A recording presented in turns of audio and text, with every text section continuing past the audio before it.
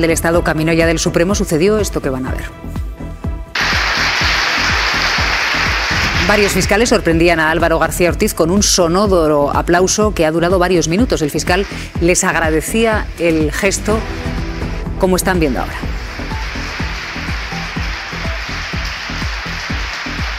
En esta situación, Feijóo sigue exigiendo la dimisión del fiscal general del Estado y el Gobierno insiste en que no hay pruebas contra él. Incluso González Amador y su jefe de gabinete, Miguel Ángel Rodríguez, firma.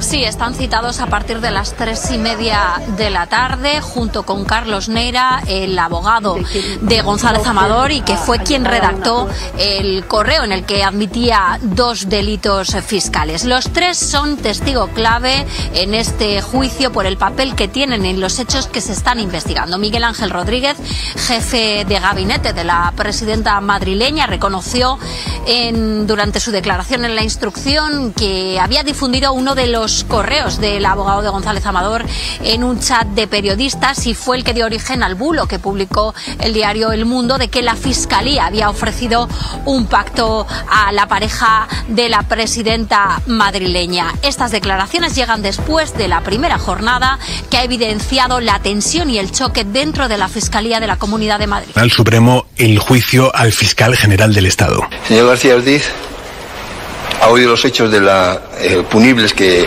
son objeto del presente juicio oral. ¿Se considera autor responsable de los delitos que se le imputan? No.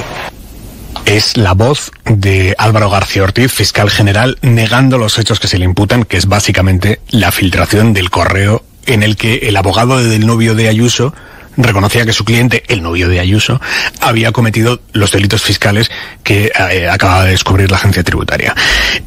Comienza el juicio al fiscal general. El gran indicio, que no prueba, indicio que existe contra él, el gran indicio es que la cadena SER dio a conocer el contenido de ese email poco después de que el fiscal general lo recibiera en su cuenta de correo. El periodista de la cadena SER que firmó aquella noticia, que es Miguel Ángel Campos, ya dijo ante el Tribunal Supremo que no fue el fiscal general quien le proporcionó el contenido de aquel correo. El periodista de la SER dijo ante el Supremo como testigo, y por lo tanto con obligación de decir la verdad, que su fuente no era el fiscal general. Y a pesar de eso, hoy ha comenzado el juicio en el que las acusaciones piden para el fiscal general entre 4 y 6 años de cárcel y hasta 12 de inhabilitación. En la jornada de hoy, en esta primera jornada, la Abogacía del Estado, que defiende al fiscal general, y la Fiscalía también han hecho una enmienda absoluta a la instrucción que ha llevado a cabo el juez Ángel Hurtado. Dicen que ha sido una investigación inquisitiva, prospectiva y unidireccional. La investigación tuvo una naturaleza inquisitiva y un carácter eminentemente prospectivo. Decimos que fue una instrucción inquisitiva porque llama la atención la proactividad del instructor y el número de diligencias acordadas de oficio, su intensidad y su carácter invasivo. Fue él quien principalmente asumió la iniciativa de buscar pruebas de cargo vulnerando el principio acusatorio. Y decimos que la instrucción fue prospectiva también porque, habiéndose iniciado con el mandato de investigar un hecho muy concreto, la posible filtración de un correo electrónico el día 13 de marzo, desde el principio se persiguió buscar pruebas que hicieran aflorar otras conductas delictivas de las que ni había ni hay ningún indicio mínimamente objetivo, incluidas las supuestas consignas políticas recibidas por el fiscal general del Estado. Quien hace esta crítica tan dura a la instrucción del juez es Consuelo Castro, que es la abogada del Estado que defiende a García Ortiz.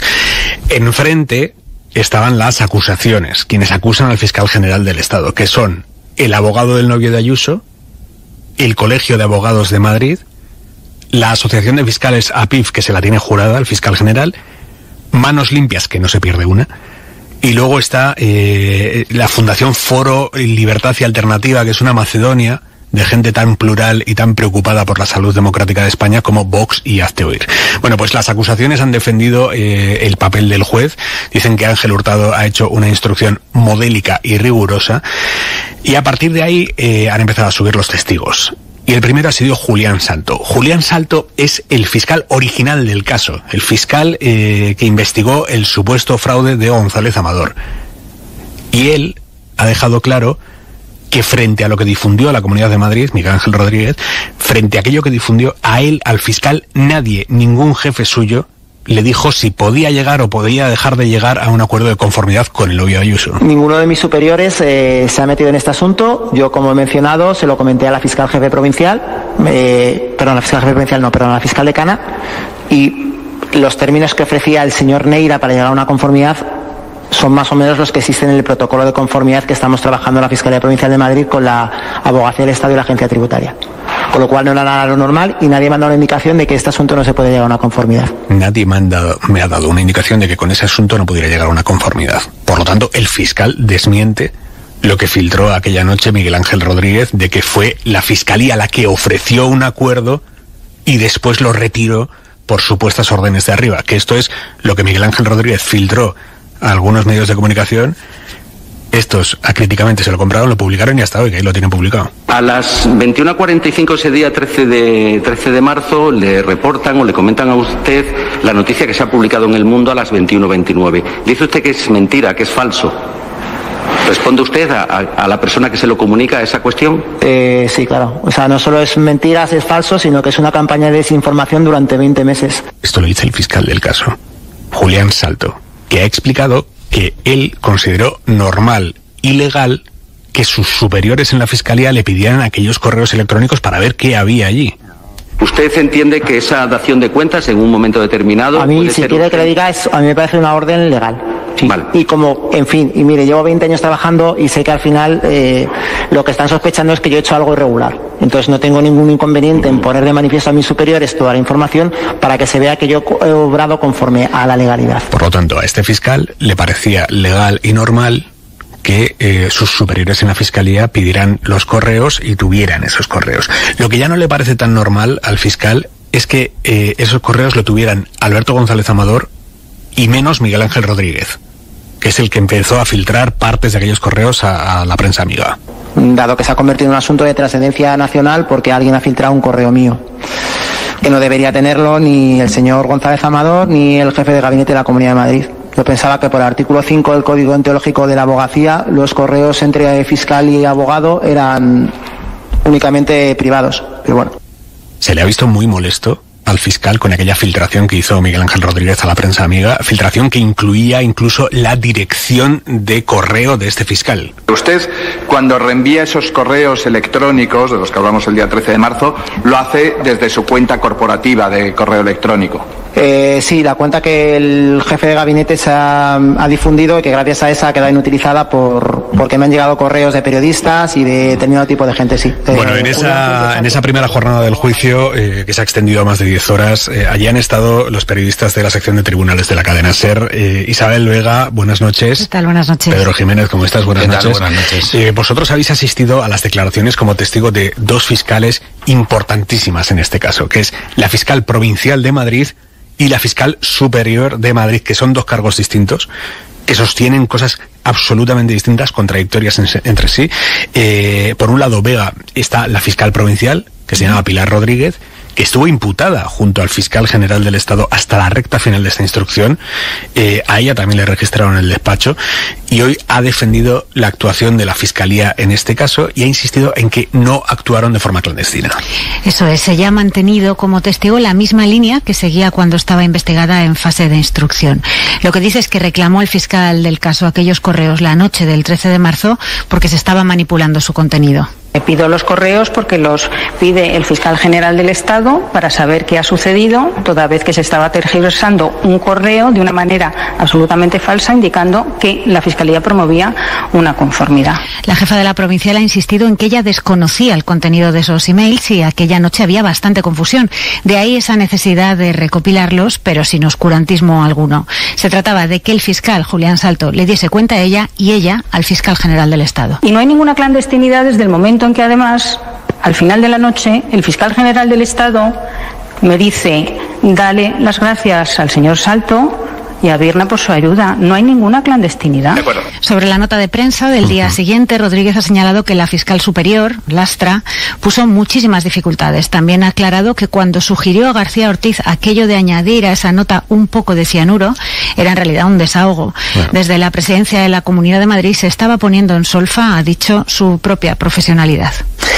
Y después ha tomado la palabra la propia Lastra, Almudena Lastra, que es la fiscal superior de Madrid, que está absolutamente enfrentada al fiscal general y que es, Pedro, esta fiscal es una de las artífices, una de las grandes artífices de esa teoría de que fue García Ortiz el que filtró el correo del novio de Ayuso. Sí, es una de las impulsoras en su interrogatorio. Ha dicho, en primer lugar, que fue ella la que avisó del bulo que fabricó la Comunidad de Madrid el pasado 13 de marzo, avisó a Fiscalía General y acordó con Álvaro García Ortiz desmentirlo al día siguiente. Sin embargo, desde el cuartel general de la Fiscalía en la calle Fortuny continuaron recabando el expediente tributario de Alberto González Amador para preparar la nota de prensa de desmentido, y eso enfadó mucho a la fiscal superior de Madrid. ¿En algún momento a lo largo de la conversación él lo negó, que hubiera filtrado? No, me dijo, eso ahora no importa, es que claro, tengo ya cada vez menos memoria, pero es que eso se me quedó, porque claro, a mí sí me importaba.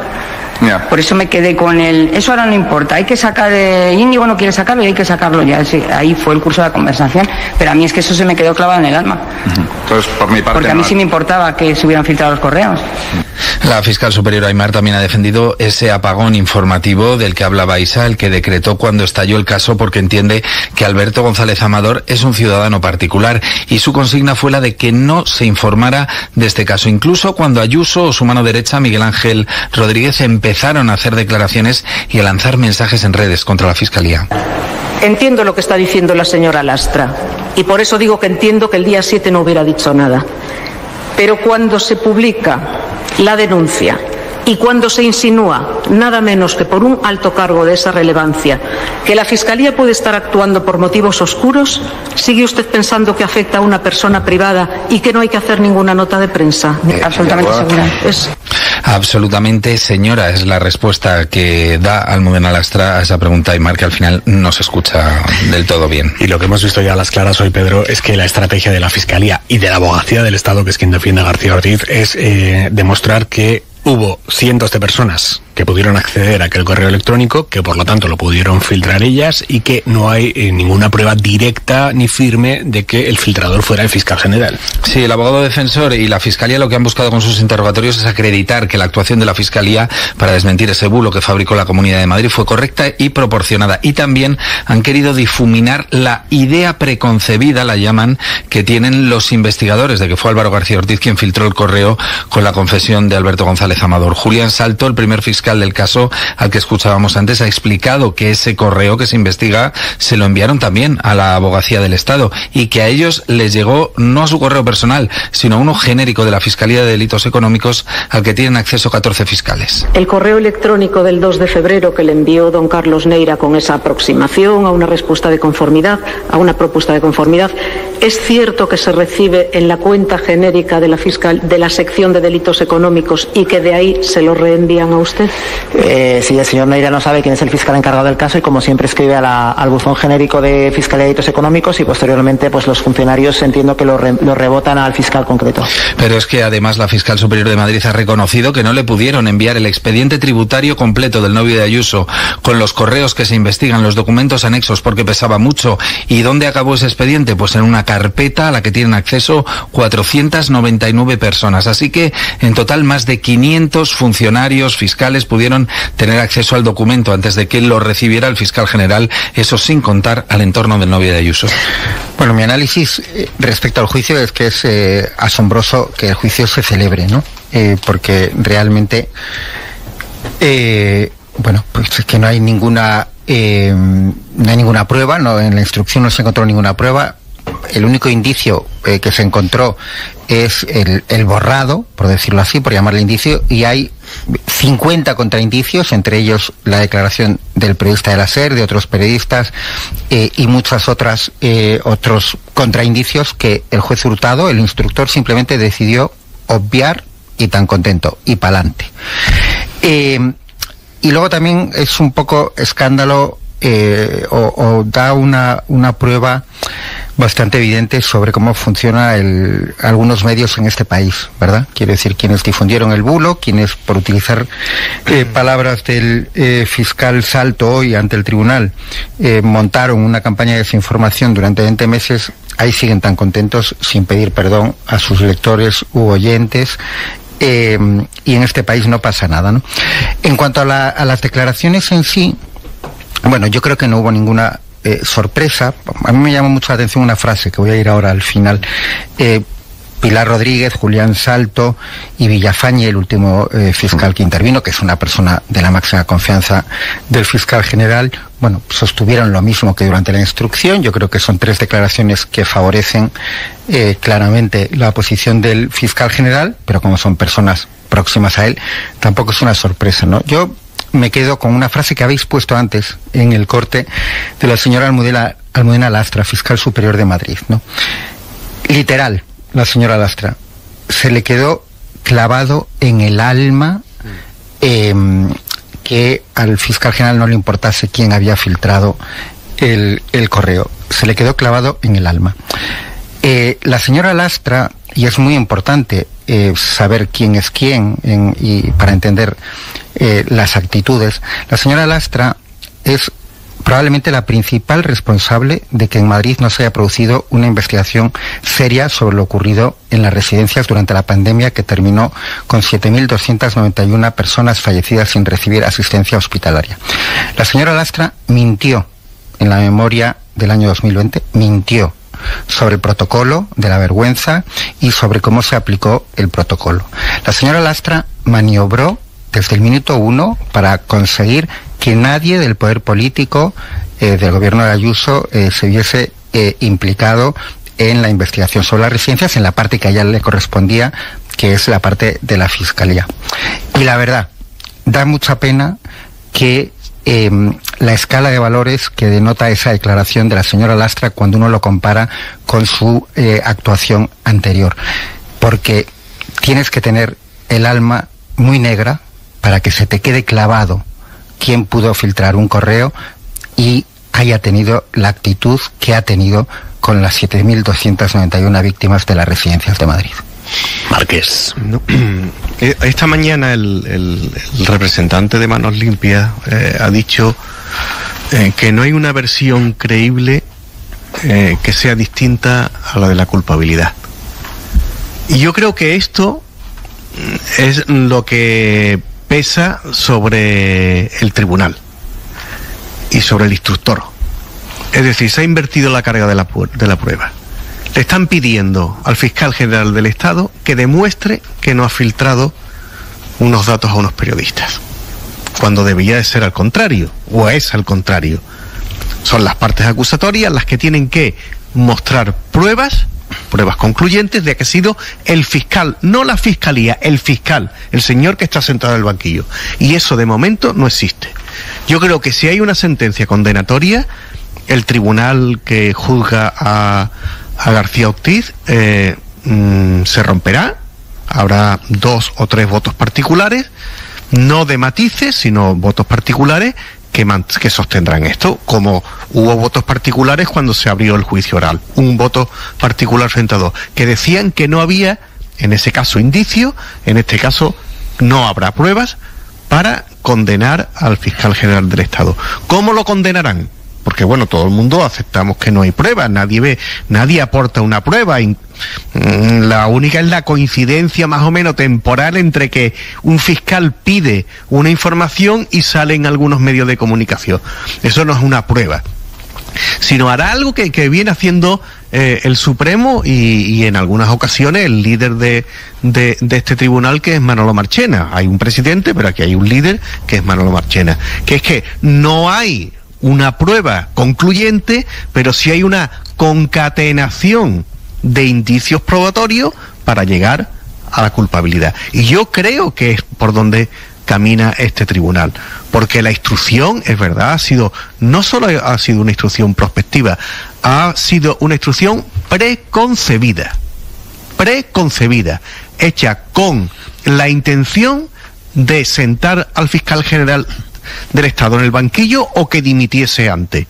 Y como prueba de ello cito que las declaraciones de los periodistas concluyentes, como el de la cadena SER o como la Sexta, que el periodista ha declarado que obtuvo la información antes de que le llegara al fiscal general del Estado, estas declaraciones fueron apartadas por el instructor porque le dio absolutamente la gana. Por eso a mí me lleva a concluir que efectivamente habrá una sentencia condenatoria con una ruptura del tribunal. con una ruptura muy seria, y será el Tribunal de Justicia o el Tribunal de Derechos Humanos europeo el que tenga posiblemente la última palabra. Yo digo una cosa, si al fiscal general del Estado lo condenan con lo que hay sobre la mesa, que no hay ni una prueba, nos pueden condenar a todos, Al resto nos pueden condenar a todos. Hombre, porque siempre hay coincidencias temporales, se supone que como es el jefe, pues lo tenía que saber. Bueno, pero es que esto no es así. Esto, para condenar a alguien por lo penal hay que aportar, para condenar y para sentar, hay que aportar primero indicios y después unas pruebas. Y aquí siguen sin aparecer. Es más, cada testimonio que va apareciendo va desmontando la estrategia, que yo creo que es una estrategia de la Fiscalía de Madrid. Yo creo que ahí hay unas relaciones tóxicas en la Fiscalía de Madrid, digo en general, porque ahí deben estar todos medio peleados, o más que peleados y medio. Y yo creo que eso, bueno, pues vamos a ver, ahora el Tribunal Supremo se está jugando la credibilidad, con este caso. Jerique. Bueno, hay un informe de la UCO, ¿no?, en el que no había ninguna prueba concluyente, pero sí se le otorgaba una prevalencia, una preeminencia al fiscal general. Pues imagino que por ser el jefe, ¿no?, el jefe de una organización, pues claro, es el preeminente o el prevalente en todo, pero como dice Marqués, pues claro, al que sea jefe le pueden endosar cualquier cosa. Hay un registro inédito y ya dirán el tribunal, pero así a ojos ciudadanos parece bastante ancho, ¿no? Registrar el despacho del fiscal general, llevarse el móvil, en fin, hay todo eso. Y luego hay Almudena Lastra hoy, que también me ha chocado porque se presenta como prueba irrefutable, o ya lo quiere presentar así, el hecho de decirle, pero esto lo has filtrado tú. Bueno, de eso ya hablaremos, eso no es el momento ahora. Decir eso puede ser que lo ha filtrado, o puede ser que no lo ha filtrado y que no era el momento de hablar de eso ahora, porque la Fiscalía esa noche se estaba enfrentando a unas acusaciones gravísimas hechas no por cualquier persona, un alto cargo, un jefe de gabinete de nada menos que la presidencia de la Comunidad de Madrid, en un medio de comunicación nacional que lo llevaba en portada. Una información que es El Mundo, y que estaba siendo replicada en todo tipo de medios, ¿no? O sea, estaban viviendo un momento de laminación de la credibilidad de la Fiscalía, y como ha dicho antes Rico, hay quien estaba preocupado más por si se había filtrado o no que por acabar o por remediar y poner luz e información a esa crisis, ¿no? Eso fuera del plano judicial. Y dentro del plano judicial hay varias cosas que me gustaría destacar, porque además las ha dicho el fiscal Salto, que ni está imputado, que además ha ido como testigo, obligado a decir verdad, y que bueno, es un fiscal, digamos, de a pie, ¿no?, el que llevaba el caso. Y creo que son dos cosas que nos deben reconciliar bastante con el Estado de Derecho. Una es que él no sabía ni quién era González Amador, lo cual ya me reconcilia con el país en el que vivo. Es decir, cuando le toca al fiscal el caso, no sabe que ese señor es el novio de la presidenta de la Comunidad de Madrid, se entera porque luego empiezan a preguntarle por el caso y dice, bueno, ¿qué pasa aquí? Ah, no, que es la pareja de Díaz Ayuso, pero él inicia ese expediente de manera totalmente profesional. Que pudo él negociar la conformidad, y lo ha dicho ante el juez, ante el tribunal, con total libertad, como se hace en todas las conformidades. Es decir, ese mantra de que era toda una operación de Moncloa para acabar con la presidenta, pues bueno, el fiscal, obligado a decir verdad esta mañana, ha dicho claramente que operó como hubiera operado con cualquier ciudadano y que todo fue por su cauce. Es decir, segunda cosa que me reconcilia con la democracia, que a veces, ¿no?, tan maltrecha con acusaciones tan gratuitas. Y luego ha dicho otra cosa que es verdad que no hemos puesto el foco quizás suficiente, pero que es muy grave, y es que un correo entre un fiscal y un abogado acabara en manos de un tercero, que es un empleado público, que está cobrando del dinero público para trabajar por lo público, y que dedicó su tiempo y sus energías, y las sigue dedicando, a con correos que no debía tener nunca, y mucho menos publicar, filtrarlos, esto sí, sin ningún reproche judicial, y totalmente impune, filtrarlos a un medio de comunicación que al parecer pues tampoco comprobó el origen de la información, se lo creyó y tampoco hizo la comprobación en la Fiscalía. Y toda esa cadena que sí es preocupante no se ha... Y a día de hoy, Enrique, no ha rectificado. Y sigue sosteniendo que lo hizo bien y todos los demás. No, bueno, le siguen dando lecciones. Sí. Entonces esa cadena, que me parece también una cadena muy oscura, en la que sí que hoy hemos conocido totalmente de boca de un testigo obligado a decir verdad, bueno, pues eso ha quedado sin reprobación ni social, ni mediática, ni judicial. Mañana, Rico, comparece el novio de Isabel Díaz Ayuso, que va como testigo, y Miguel Ángel Rodríguez, que es fundamental su testimonio de mañana. Sí, lo que pasa es que, aunque tiene la obligación de decir verdad, yo creo que Miguel Ángel Rodríguez lleva reñido con la verdad pues desde hace unos 47, 50 años, con lo cual pues soy bastante escéptico sobre lo que vaya a decir, ¿no? Pero realmente los elementos esenciales van a quedar demostrados por tantas vías que hoy nadie en su sano juicio duda de que Miguel Ángel Rodríguez mintió y fabricó el bulo y lo puso en funcionamiento a través de la prensa financiada por el propio Miguel Ángel Rodríguez, ¿no? Entonces, bueno, pues quiere decir que su papel, el tema, la declaración en instrucción, ¿no? Donde él ya tuvo que, él lo considerará ingenioso, ¿no? Que él fabricó el bulo porque tiene el pelo blanco. Él intuyó que intuyó el bulo, para no entrar en detalles, ¿no? Porque tiene el pelo blanco, dijo.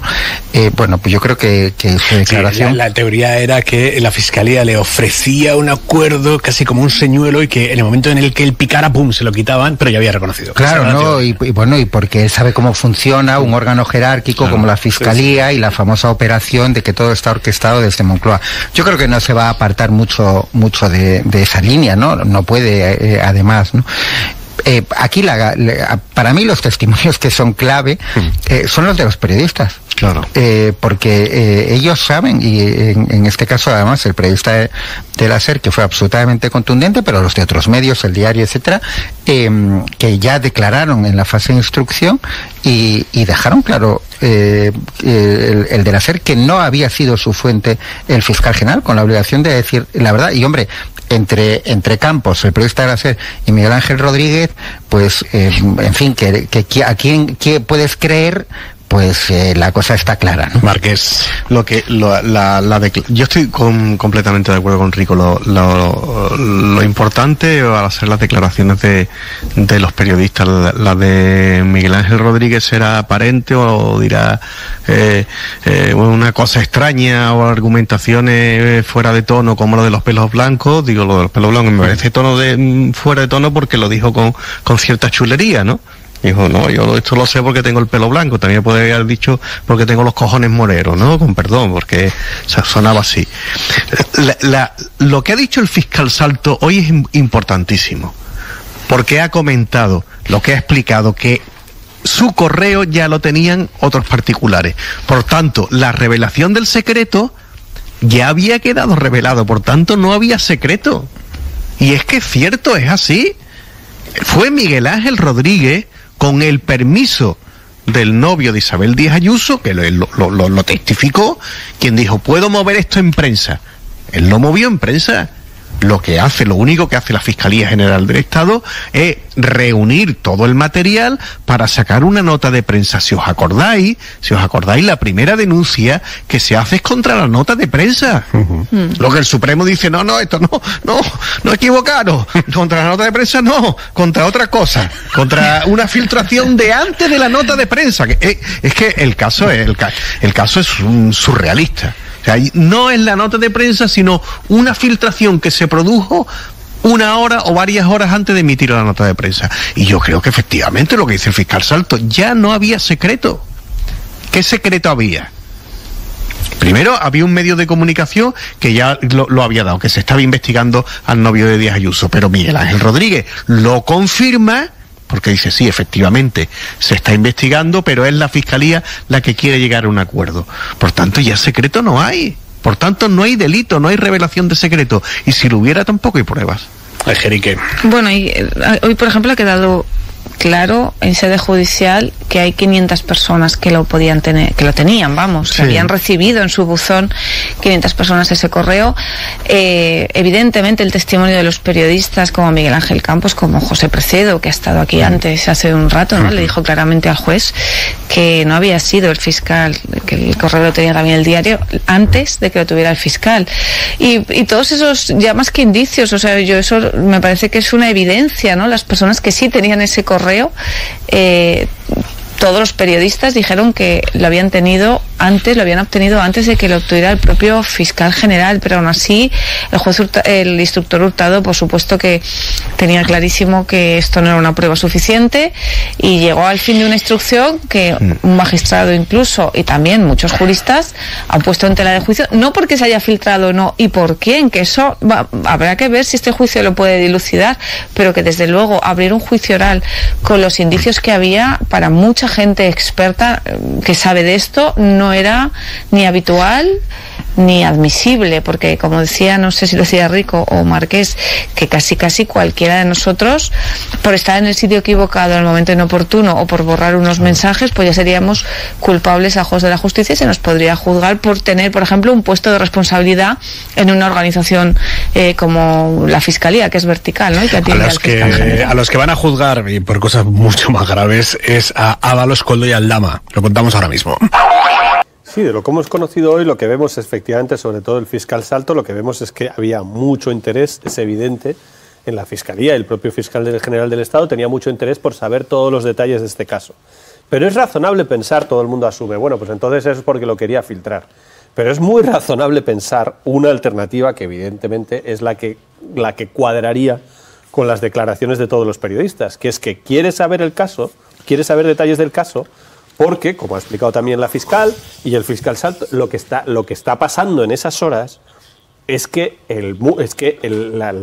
sobre todo Isabel Díaz Ayuso, pero la prensa conservadora, especialmente El Mundo, está lanzando la idea de que ha sido el que ha propuesto el acuerdo, ha sido la Fiscalía, que por cierto ha dicho el fiscal Salto hoy, es bastante llamativo. Oiga, en mis 20 años de profesión, jamás esto no sucede. Nosotros los legos no lo sabemos, pero los fiscales sí lo saben. No funciona que el fiscal te ofrece un acuerdo. Funciona que el abogado ofrece un acuerdo a la Fiscalía y la Fiscalía puede aceptarlo o no en función de lo que vea, pero no es la Fiscalía ofreciendo un acuerdo. Eso no existe.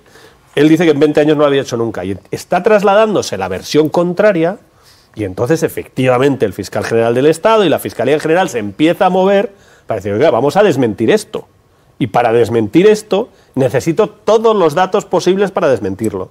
Entonces ese es el origen, que además lo sabemos porque deriva en una nota. Lo que están haciendo es pedir la información para tener el detalle, para hacer esa nota, que es perfectamente discutible y que visto el paso del tiempo, evidentemente fue un error estratégico porque les metió en un lío espectacular, pero que en ese momento es razonable pensar, oiga, me están diciendo una mentira, es un bulo enorme el que ha construido Miguel Ángel Rodríguez, yo voy a responder y para responder necesito esa información. Entonces eso es lo que tenemos del día de hoy. Hay más cosas, han declarado muchas cosas, pero yo creo que la esencia es esa.